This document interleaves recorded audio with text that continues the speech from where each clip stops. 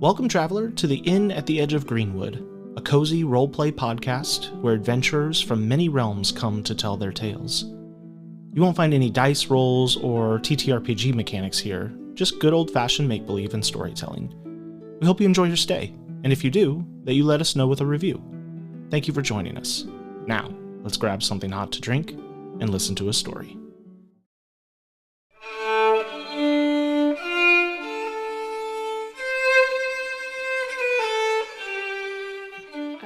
Tell me about the potion Henry was given. So, the potion Henry was given to him by a traveler to the inn, who was a very interesting person with stars that were tattooed across their arms that actually moved and were translucent and created this like galaxy pattern across. And they had arrived via a potion that they had concocted and whipped up another one for themselves to get home. And after having a conversation with Henry about his dreams of travel one day, gave him an extra. So that at such time he decides to go on an adventure, he has the means. Then why does he choose now to use the potion? Henry had one other encounter after that with a fellow innkeeper by the name of Quincy, who had come across his inn. And Quincy and he talked quite a bit about just the beauty of having a space like an inn, but also the need to go out and see other things. And Quincy gave Henry a wax coin that if he flipped it, he would end up at Quincy's tavern. So he knows he has at least a way to get back to a friendly face. And I think that the itch just finally gets to Henry.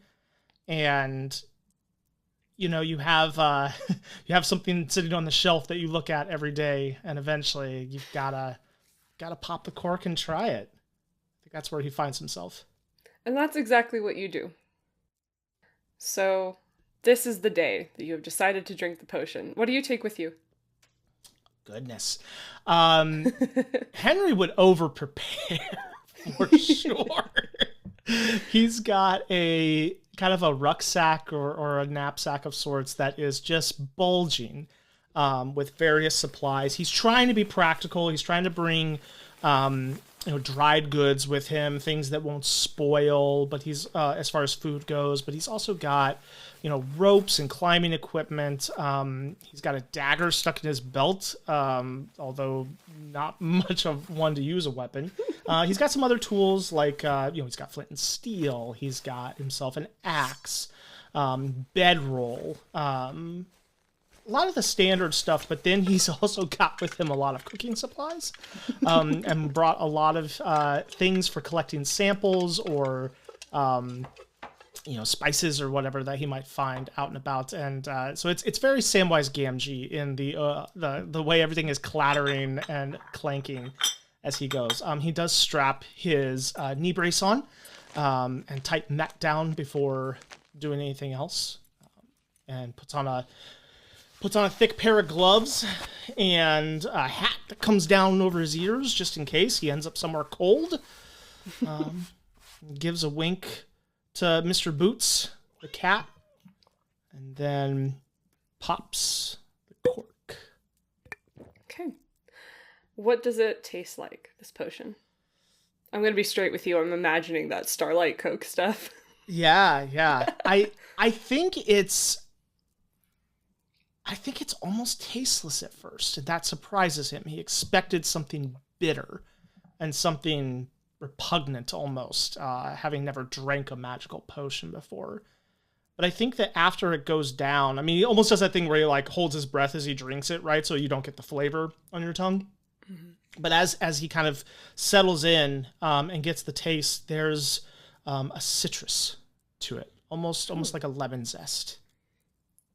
You blink when you taste that. You're like, oh. And when you open your eyes again, you're no longer inside the inn at the edge of Greenwood. Oh goodness. You are elsewhere. So you find yourself on a road that is carved into the side of a cliff. It is rather cold, so you're very grateful for the hat. you actually do find yourself prepared for the weather, which is blowing snow and bitter cold. It doesn't look like it's storming, but it's also hard to say. You don't necessarily know what a blizzard looks like coming through here. So it is dusk or possibly dawn. You're not entirely sure, but either the light is failing or just starting. The sky is gray. And luckily just around the corner you see some twinkling lights in amongst the snow. Is the path that I'm on a fairly thin and treacherous one? You said it's on the side of a mountain. Is there a sheer drop-off or anything?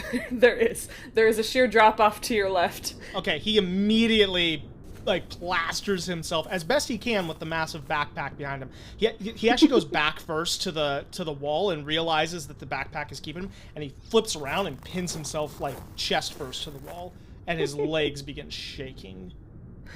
It doesn't take long for you to realize that probably you could walk along this path relatively safely. It's about 6 feet wide. So it would be tricky to pass someone, but at the moment you are okay. That was unexpected. I'm glad I didn't find myself 6 feet that direction. Okay, or really 6 feet the other direction either. All right, we're just gonna scoot, and he just scoots along the path, holding to the wall. He's taking no chances. It takes a long time, but eventually the path along the side of the cliff widens into something like have you ever been to Mesa Verde? I've not. Okay, so what you see is these twinkling lights are coming from the rock itself. The place is carved into this rock. There are alcoves. Some of them contain buildings that you would find recognizable, but some of them are buildings in and of themselves.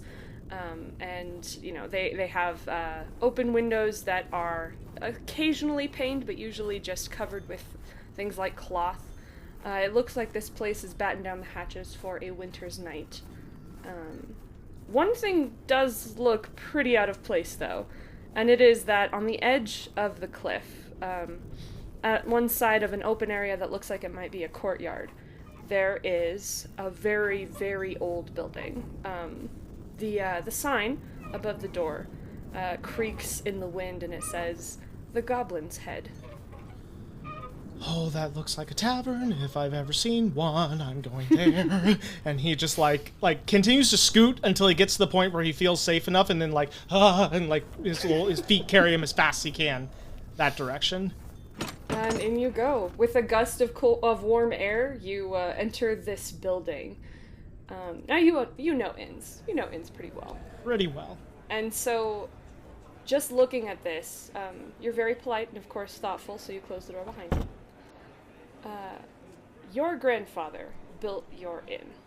Mm-hmm. But looking around this building, you get the impression that it was old when your grandfather was a boy. It has got timbers that are blackened into stone hardness, and along one wall is a wall that is riddled with holes as if it's been eaten away by woodpeckers, on which are hung notices. Things like wagon guard wanted, or lost werewolf, please advise, or adventurers wanted for a dragon slaying quest. He rubs his hands together, kind of reading this from afar. He's like, oh, all the classics. The folks in here are probably they would stand out in your village as being sort of suspicious characters. They all look proof against the weather, or are in various states of having peeled off layers, enjoying themselves, but they look like dangerous people. You get the sense here that this is not the village that you've come from. This isn't even maybe the surrounding lands. Yeah. On the back wall is a bar. There's a door that you would imagine leads to a kitchen area. Behind the bar is, somewhat alarmingly, because you have friends that are goblins, the taxidermied head of a goblin. And there is a woman behind the bar. She is human. She's somewhere between mother and grandmother age. You feel like that, she would get along with your mom. She is pretty short for a human, rather plump, has an apron that looks like it has seen better days. She is picking up glasses and putting them in a bucket when you arrive. I'll look at that taxidermied goblin's head on the wall and just kind of mutter to myself, oof, good thing Draga's not here. And I'll kind of look left and right. Is there a place like we have a coat hanger at my inn? Is there a place for my coat and my bag or anything, or have people kind of kept their possessions with them? You do see a series of pegs along the wall, but Okay. it looks like it's mostly outer coats that have been there. Sure. Backpacks seem to be sticking with people. Okay, so I will very noisily pull off the massive sack and thuds to the ground, pull off my coat, my hat, my gloves, and hang those up, and then hoist the backpack back up on top of my shoulder. It's very heavy on his slight frame. And then carry that over to... I think I'm going to go to the bar. I think I'm going to find a spot, preferably at one end or the other, where I can kind of like slam the backpack down at the end of the bar, kind of on the floor.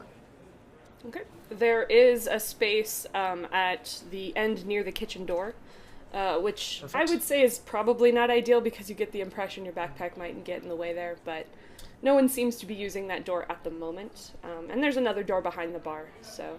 I'll try to squish it against the bar as much as I can to keep it out of the way. You draw some looks, but not as many as you might expect.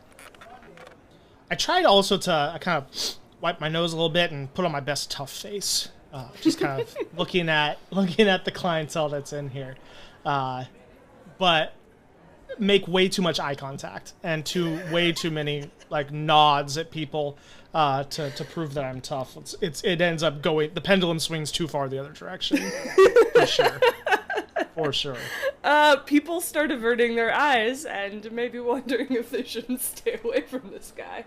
Yeah, that's right. That's right. Yeah. I'm not to be messed with. You don't have a nearest neighbor at the bar, so it takes a minute for the innkeeper to circle around to you. Yep. She waltzes up to you with her bucket full of spent mugs, and says, "Welcome to the Goblin's Head, young man. What can I get you?"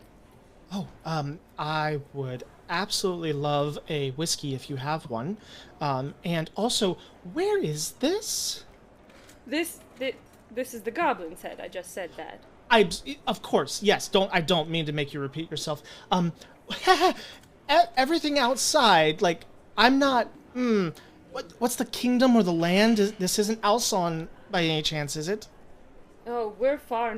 I've never heard of Alson. I don't know what that is. Okay, that's what this feels like to be on this side of the bar. Yes, a whiskey would be wonderful. Thank you, ma'am. Certainly. One moment. She circles around. She goes through the door back to the kitchen, and then circles back with a couple of bottles, and she says, "You didn't clarify what kind, so I just brought a couple." Oh, what's the difference? Well, if you're feeling brave, you can try the Ogre Whiskey, which I don't know if I would recommend for a beginner. But if you don't consider yourself a beginner, then you can always try it. Failing that, we have this lovely summer whiskey from down south in the kingdom. And there's this one as well. I think it's Elvish in origin. Although I can't say it's a favorite. I've had it for awfully long. No one seems to want to finish it. Oh, all of those sound wonderful. Could I try the Elvish? And also, you said the kingdom. What kingdom would that be? I've gotten a little turned around. Do you want to know something hilarious, Andrew? I don't Have you never named the kingdom? No, I haven't. Kind of on purpose, it just never came up. I'm terrible at naming things. I refused to name the innkeeper for the longest time. I didn't know he was Henry until we crossed over with our other show. Oh, there you go. Yeah. Which I was, like, determined to watch if you didn't reveal the name in Season 2, by the way. And I'm, like, not a YouTube person much anymore, but I was gonna do it. Right. Yep. Let me see. She pours you a glass of the Elvish whiskey, which unfortunately does smell pretty foul. And she says, well, there's only the one. Of course. It's the human one, if that helps. The human kingdom. I know it well, Yeah, yes. well, they've got a human king. as a human kingdom should. Well, I suppose she's not a king exactly. They did have a human king. These days it's a sort of a princess and a guardian situation. Oh. Well, I'm sure she's doing wonderfully. I wouldn't know. I haven't been back in a while. Thank you. And he takes the drink and sips it. How bad is the whiskey? It's bad. It's pretty bad. Okay. It's like... I know we said no dice. It seems like it's not... I know we said no dice, but I'm just gonna roll a d20 because Henry can hold his whiskey. That is something about him. Okay. And yet he's pretty unnerved, so we're gonna see where we land. Oh no, he spits it right out. He tries, and he doesn't like spit take it, but it just kind of dribbles out the mouth a little bit. And he wipes it up. It's quite a unique bouquet. So, I believe that they sold it to me on false pretenses. I think they said something about how it was artisan or something, but I think they were just selling me, trash. Well, no offense, ma'am, but... Would you like to try something else? Yes, please. Absolutely. I'll have that summer one, if you don't mind. She pours you that one, and it is already smelling better. She takes your glass away. I love it. I like to think that it almost has a little bit of like Jack honey is my personal favorite, and I just like a little bit of a honey scent and flavor to it, and that washes the taste right out. It's that, and there's something like sunshiny about it. You would bet that this was probably brewed somewhat with magic, if not completely, but it's very good. Love that. Delicious. Where did you come from if you didn't come from here? Oh, I come from... This is actually very exciting, if a little nerve-wracking. I come from a kingdom called Alson. We have a halfling king there, King Oosterman, but I actually run an inn. I run a tavern there, near a large green pine forest. And, well, it's a pleasure to be at your establishment and see how things are done here in the human kingdom. We're not in the human kingdom. We're pretty far north of it.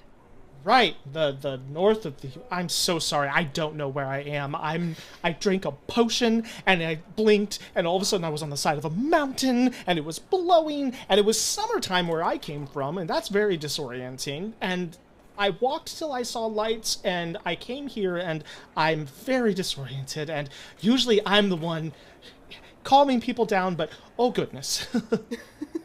She takes all this in pretty nonplussed and tops off your whiskey and says, "Usually this happens to us, not the other way around. Interesting." That seems to be the theme of what's happening today, yes. Drinks the whiskey. Well, I got a feeling about you when you said you were an innkeeper. It just confirmed my suspicions. Oh, what suspicions were those? You don't have any weapons, boy. Oh, good. He pulls his kind of undercoat back, and he's got his little dagger stuck in his belt. I have to know, how large is this dagger? It is, I'm going to say it's probably standard size, but it's a little too ornate. Like, it's very obviously a tourist souvenir. That he picked up somewhere that's got, and it's, not well made. She's like, you mean to say that's not decorative? No, and he pulls it out, and immediately regrets it as he looks around at all the rough and tumble people with him now holding an unsheathed knife in this. Yeah, the people who were avoiding your gaze before are now paying you plenty of attention. I just put it back real gently. She waves a hand at the rest of the patrons, and says, "Don't you worry, I wasn't worried. I wasn't afraid of you. I don't know if that's insulting or not, but..." At this point, I'm okay with it. I'm not a very threatening person. Well, listen, Why don't you take a minute to collect yourself? I have some drinks to gather, but please feel free to look about. Your work is never done. I know it well. Please don't let me stop you. It never is. It's just me in here anyway. Well, if there's anything I can do, feel free to put my skills to use. I appreciate it, but you're on an adventure, and I feel like that's rude. Probably what I should have said. Yeah, okay. And he'll just sit and kind of take things in. Yeah, I'm just kind of curious to look around this place and see what's the same, what's different. He's been obviously in his own inn, but also lots of inns around the kingdom as he's done, little bits of traveling to get supplies and whatnot. And Right. He's curious what another world's rest stop looks like. It's weird because this place does have a tenor of danger that you are you're picking up on pretty well, but there's something about it that's also cozy, homey. It doesn't feel that different from your inn in that way. It feels like comforting to you, Yeah. and you don't know why, because there's almost no end to the differences. Yours is wide open and airy, plenty of space. There's space for basically anything to happen if you cleared out some chairs. Yeah. This place, it looks like most of the furniture hasn't been moved in a decade or so. There's a marked hole in one wall where it looks like someone maybe punched through. There's scratches on the bar that are deep and have collected dust and grime to the point where they're black, and no amount of scrubbing would clean them out properly. And you can smell all around you, not just the alcohol, but the smells of leather and metal oil, the smells of magic, which you may not have noticed before, but it permeates this place in a way that almost adds this kind of campfire aroma to the air. And the people here are, if they are together, they are talking quietly. They are not celebrating necessarily. They are hunkered down. They are finding respite here, just like you. Are the makeup of the folks similar to what I'm familiar with? Halflings, humans, tieflings. Are there species or races that are new to Henry? There are many fewer people in here Okay. than would fit in your inn. Sure. So you're not entirely sure if what you're seeing is a population cross-section or not. Sure. You do see quite a few dwarves. Okay. That's You get very the impression... uncommon. Yeah. There's... along with quite a few dwarves, there are a couple of elves that you recognize as drow, as dark elves. As well as, a standard mix of half-elf, human, halfling. You don't see anyone who looks terribly unusual. You do see someone who, they look over their shoulder at you at one point, and you see that their eyes glint silver, and something about you tells you that that's probably not a human person, but you couldn't place necessarily what they were. He's super interested in the dwarves because Henry may have met one dwarf in his entire life. They're just almost completely extinct in Alson, and he tries not to stare and be rude. But he's fascinated by a people and a culture that the bones of his country was built upon, but he's never had the chance to experience himself. I see. Here there are plenty. Yeah. They are, they're pretty much all bearded. They are all, these people are kitted out for adventure, but you don't necessarily know if that's standard for dwarves or just what these folks are up to, because that's what everyone looks like at the moment. Sure. You do see, you don't necessarily get a great idea of what the gender makeup is, but you do see that the dwarves tend to be in parties, either with other dwarves or with, other folk. You don't see any lone dwarves.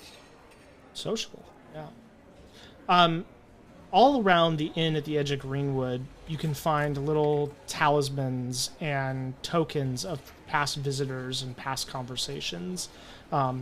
whether that's a coin from another realm that's stuck on the shelf or a drawing that someone made on the fireplace. Do I see art? Do I see knickknacks and collectibles around? You mentioned the head and the wall of notices, but what else decorates the space here? It looks like probably over the years a bunch of stuff. At the moment, some of the there are pictures drawn in the plaster, but they are old and faded. Yeah, they look like they were probably landscapes at one point. Some quite crudely drawn, almost in the style of a child. But those have faded, and those seem to be the newest ones. As for behind the bar, it is lined with colorful bottles that seem to serve as decoration, except for the space in the wall where the goblin's head hangs. You also, you get the impression that, this place is functional. It is there to serve a purpose. I know we said no dice rolls, but I'm very tempted. That's okay. Go for it. Do you have, a character sheet for Henry? I have a rough idea of what his stats would be. Okay. I guess I'm looking for... okay, we can maybe talk this out. We maybe don't need to roll dice for this, but... How good is he at sensing magic after all that he's been learning and after everything and everyone that he's met? Yeah, I think that's such a great question, and those little bits of kind of sensing the magic around him also prompt him in this moment. And he goes, "Oh, gods, I didn't even check yet." And he kind of hunches over himself and attempts to cast Prestidigitation just on a little bit of clothing to see whether or not his magic's even working here. It works great. What does the Prestidigitation look like?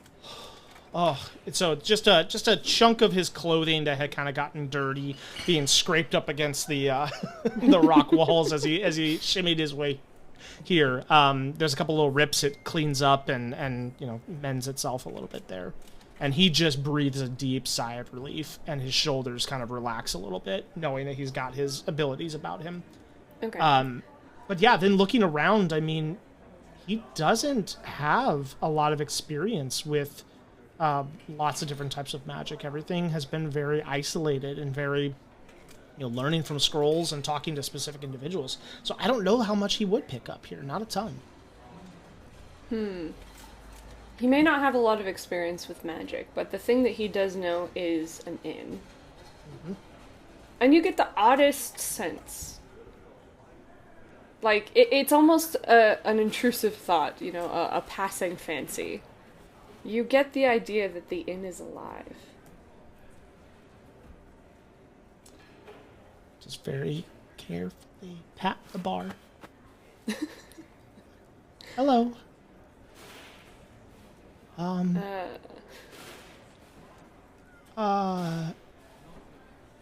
Do you talk at all?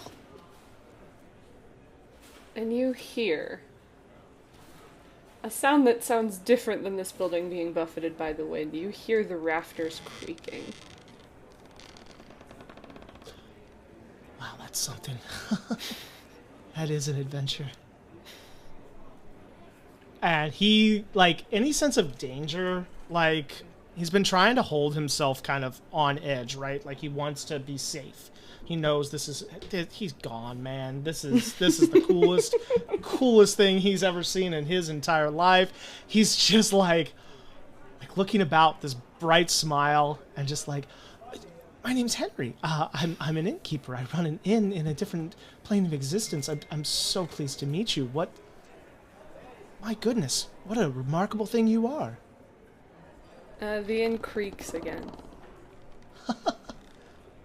I don't know if you can spell out your name or anything, but I'll have to ask your innkeep. Wow, the stories you must have seen come through here. Must be incredible. The innkeeper comes back.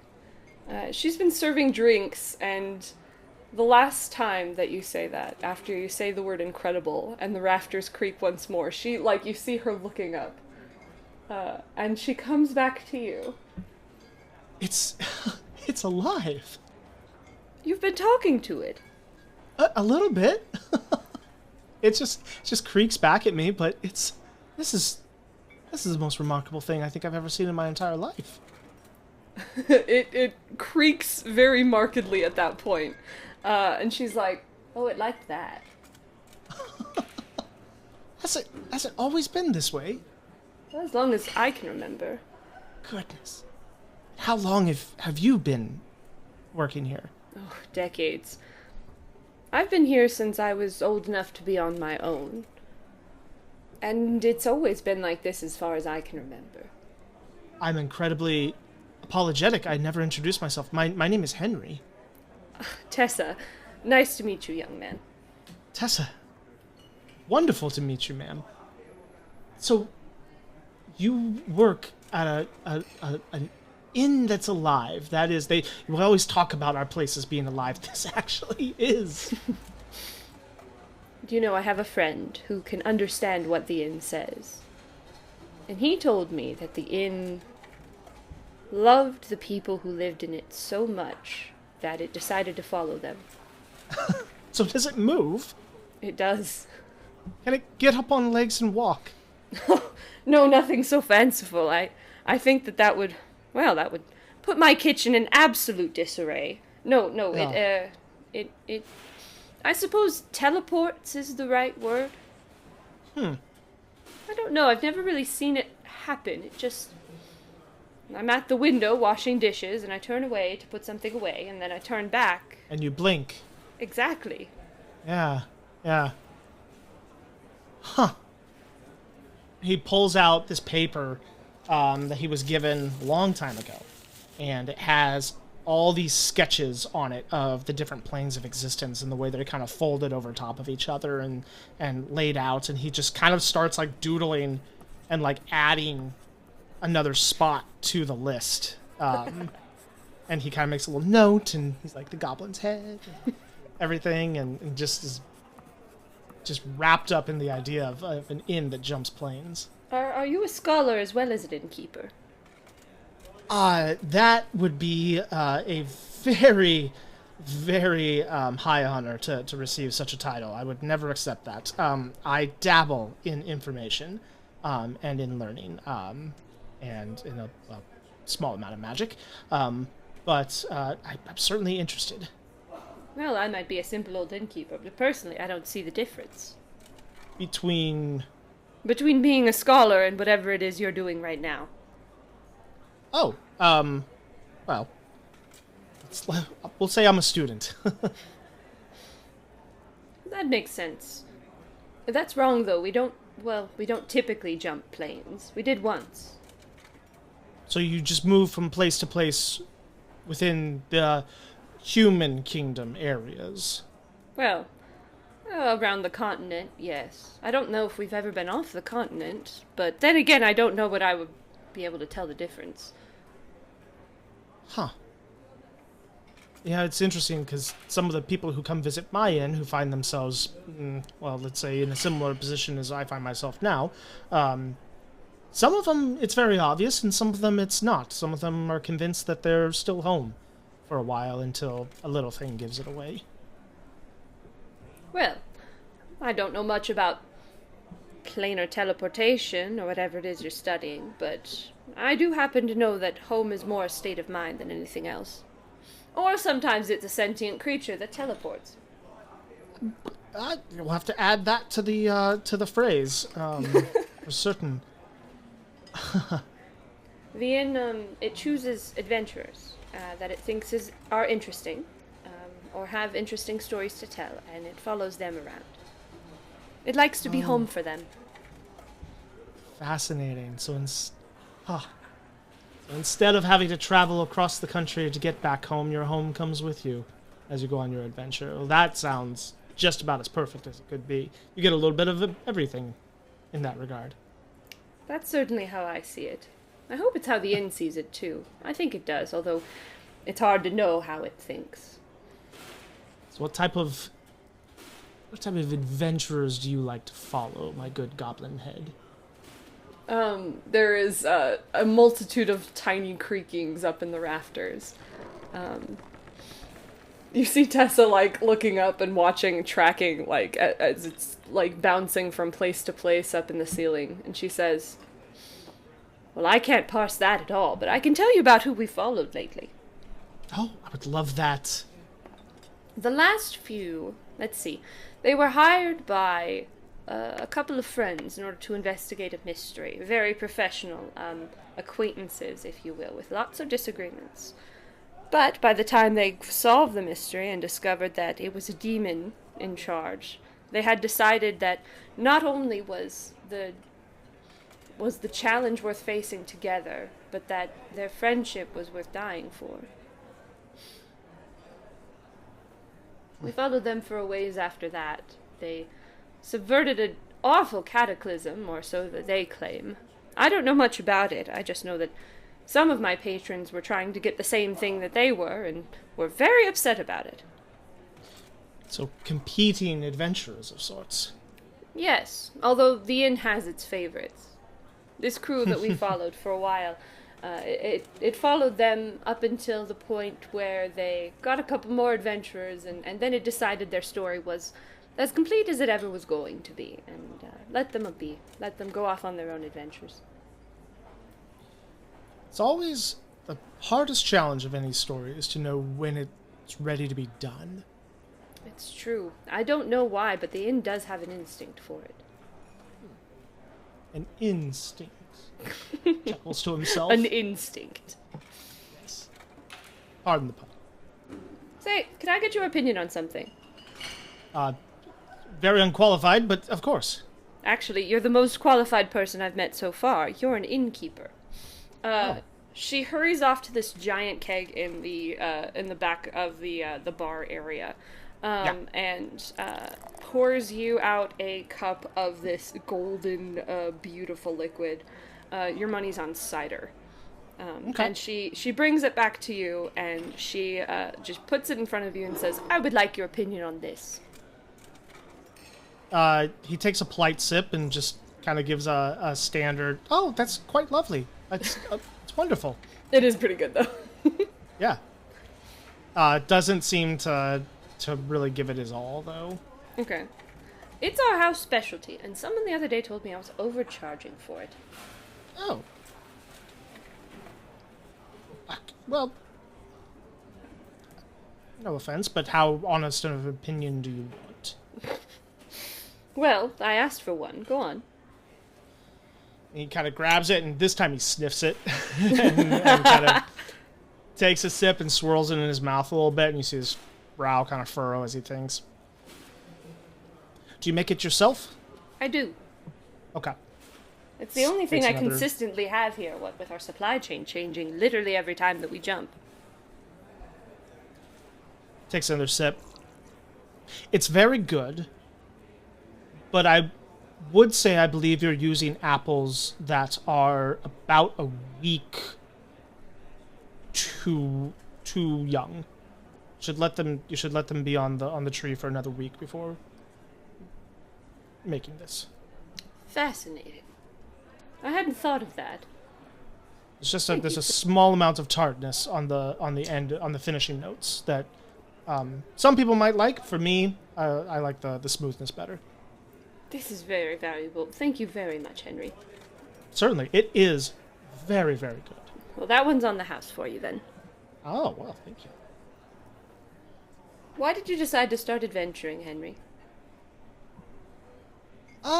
That's a really large question with a really long answer. I suppose the short end of it is I've spent my my entire life listening to stories, listening to people come through my inn's doors and tell of their tales, and I've spent my time comforting them and listening to them and offering what advice I can and grieving with them when they need it, celebrating with them when there's occasion. And it's been a full life. But in some respects, it's been somebody else's full life. And I guess I just suppose that before before I become my grandfather in age. Wanted to know firsthand what it was like to go out there and experience something with a little, a little uncertainty, a little danger, a little adventure. Do you know what? I think you'll succeed. Well, I've met an inn that can talk, so I'm doing pretty well so far, I must say. She laughs at that. But at the same time,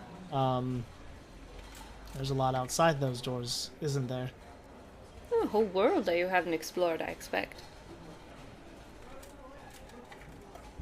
Part of me wants to say that this was enough and just scurry back home, write down my story about the inn that talks, and call it good.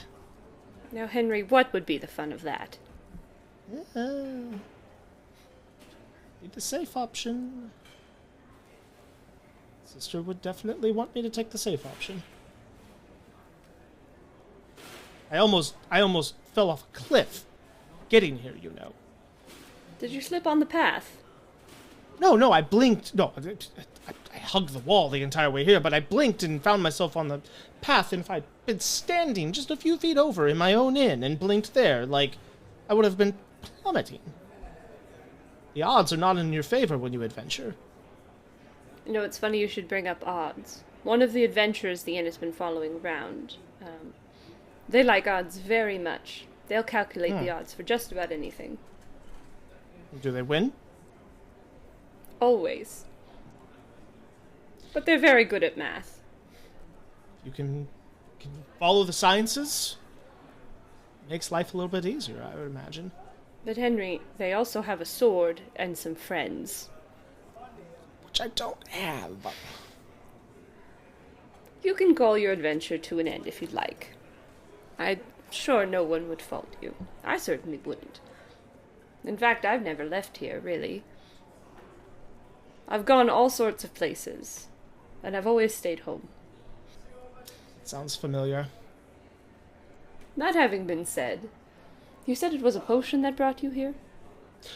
Yes, and he pulls out the bottle and one last little drop drips from it. Not enough to get back, unfortunately.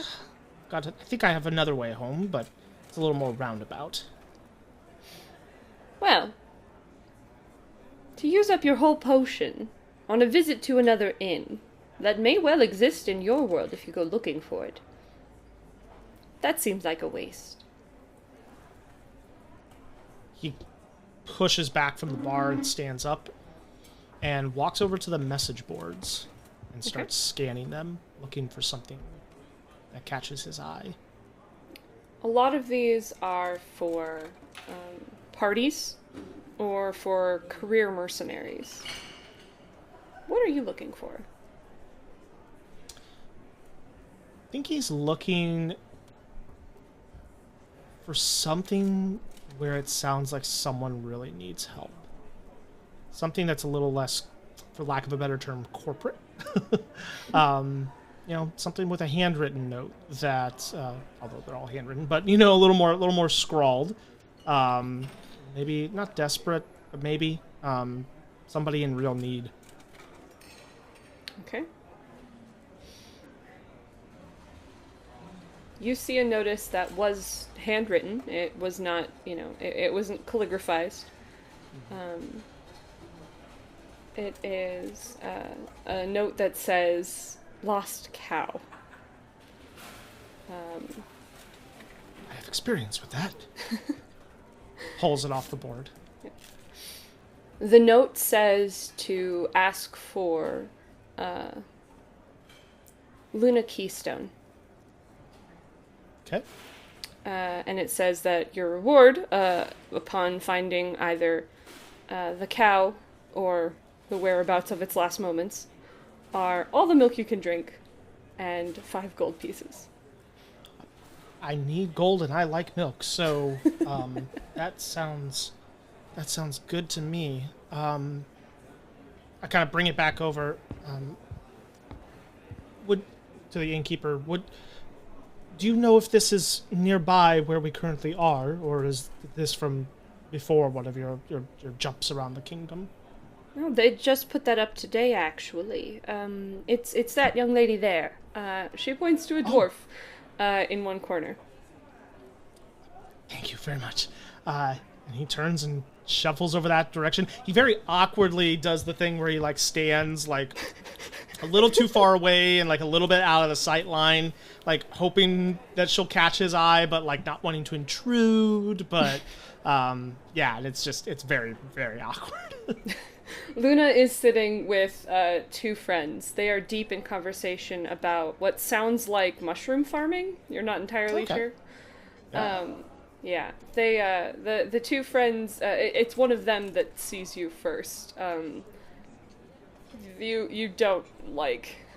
They look at you and acknowledge you and kind of nudge Luna and say, "I think he's here for you."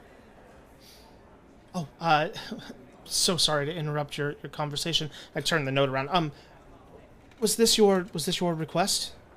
Luna looks up and she's like, she leans back in her chair and strokes her beard, and she looks you up and down. And she says, "You'll do." Sure. Yes, that was my request. I desperately need to know what happened to it. It's one of my 3, and we need to get through the winter somehow. Say no more. I am more than happy to take on this noble quest for you in finding your lost cow. You have me at an advantage. What's your name? He sticks his hand out. My name is Henry, ma'am. Henry. You an adventurer, Henry? Yes, I am.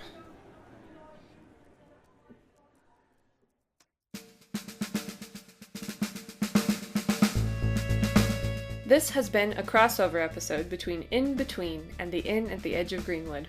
Our game master and the voice of Tessa the innkeeper is Hannah Wright. Our player and the voice of Henry the innkeeper is Andrew Coons. Dialogue editing by Katherine Ayers. Sound design by Melissa Coons. Music by Jordan Sizemore and Eli Hamada McElveen. Transcript by Ria Couoh. Check out In Between and the Inn at the Edge of Greenwood wherever you get your podcasts.